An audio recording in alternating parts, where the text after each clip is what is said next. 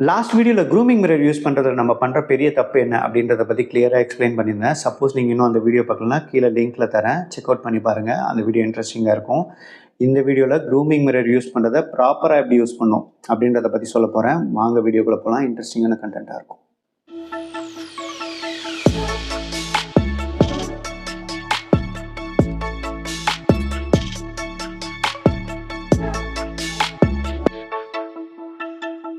So grooming mirror use பண்ணுறதுக்குன்ட்டு ப்ராப்பரான method ஒன்று இருக்குது.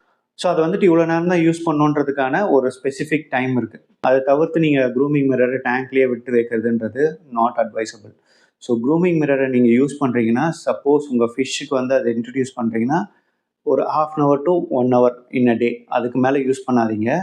ஸோ அதே மாதிரி நீங்கள் அந்த க்ரூமிங் மிரர் யூஸ் பண்ணும்போது உங்கள் ஃபிஷ் என்ன மாதிரி ரியாக்ட் பண்ணுது அப்படின்றத நீங்கள் நோட்டீஸ் பண்ணணும். அதாவது உங்கள் ஃபிஷ் ஹைப்பர் ஆகுதா, இல்லை அக்ரெசிவ் ஆகுதா, இல்லை ஸ்ட்ரெஸ் ஆகுதா அப்படின்றத பார்க்கணும்.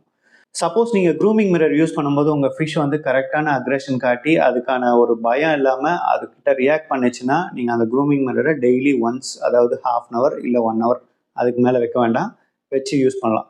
சப்போஸ் உங்கள் ஃபிஷ் அதை பார்த்துட்டு ரொம்ப ஹைப்பர் ஆகுது, அதாவது வந்துட்டு இப்படியும் அப்படியும் ஓடுது, இல்லை வந்துட்டு டேங்க் விட்டு எகிரி குதிக்க பார்க்குது அப்படின்னு நினச்சிங்கன்னா க்ரூமிங் மிரர் யூஸ் பண்ணாதீங்க. இன்னொன்று வந்து பார்த்தீங்கன்னா, ஃபிஷ்ஷஸ் வந்து ஸ்ட்ரெஸ் ஆகும். ஸோ உங்கள் ஃபிஷ் வந்து பார்த்தீங்கன்னா க்ரூமிங் மிரரை நீங்கள் உள்ளே இன்ட்ரடியூஸ் பண்ண உடனே ஓடி போய் ஒரு இடத்துல ஒளிஞ்சிக்கிறதுக்கு வாய்ப்பு இருக்குது. அதே நேரத்தில் அது தன்னைத்தானே வந்து இடிச்சுக்கிட்டு அது தன்னைத்தானே காயப்படுத்திக்கும். ஸோ இந்த மாதிரி இன்சிடென்ட் நடந்ததுன்னா கண்டிப்பாக நீங்கள் க்ரூமிங் மிரர் யூஸ் பண்ணுறதை அவாய்ட் பண்ணுறது நல்லது. சப்போஸ் க்ரூமிங் மிரர் உங்கள் ஃபிஷ்ஷுக்கு ஒத்து வரல, ஒரு சில ஃபிஷ்ஷஸ்க்கு ஒத்து வரும், ஒரு சில ஃபிஷ்ஷஸ்க்கு ஒத்து வராது.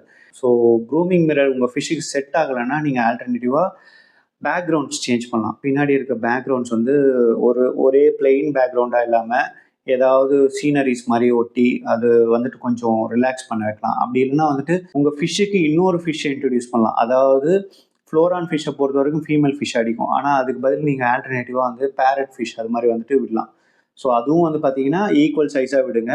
அதே நேரத்தில் அந்த ஃபிஷ்ஷஸ் ரெண்டும் அடிச்சுக்குதான்றதை பாருங்கள். அதாவது பேரட் ஃபிஷ் இதை அட்டாக் பண்ணுதான்றதும் பார்க்கணும், ஃப்ளோரான் ஃபிஷ் பேரட் ஃபிஷ் அட்டாக் பண்ணுதான்றதையும் பார்க்கணும். ஸோ ரெண்டும் செட் ஆச்சுன்னா நீங்கள் விடலாம். ஸோ இந்த மாதிரி ஆல்டர்னேட்டிவ்ஸ் யூஸ் பண்ணிங்கனாலும் உங்கள் ஃபிஷ் வந்துட்டு ஓரளவுக்கு நல்ல கலரேஷன் கொடுக்கும். சப்போஸ் உங்கள் ஃபிஷ்ஷுக்கு வந்துட்டு காம்படிஷன் கிரேடுக்கு தான் நான் ரெடி பண்ணுவேன் அப்படின்னு நினச்சிங்கன்னா, க்ரூமிங் மிரர் செட் ஆகலைன்னா அந்த ஃபிஷ்ஷுக்கு பண்ண முடியாது. அதையும் மீறி நீங்கள் பண்ணிங்கன்னா உங்கள் ஃபிஷ்ஷை இழக்கிறதுக்கு வாய்ப்பு இருக்குது. ஸோ க்ரூமிங் மிரர் யூஸ் பண்ணிங்கன்னா இந்த மெத்தட்ஸ்லாம் ஃபாலோ பண்ணுங்கள். இதை மாதிரி நீங்கள் யூஸ் பண்ணும்போது உங்கள் ஃபிஷ்ஷுக்கும் பாதிப்பு இருக்காது. அதே நேரத்தில் உங்கள் ஃபிஷ்ஷையும் வந்துட்டு நீங்கள் எதிர்பார்க்குற மாதிரி காம்படிஷன் கிரேடுக்கு நீங்கள் கண்டிப்பாக வளர்க்கலாம்.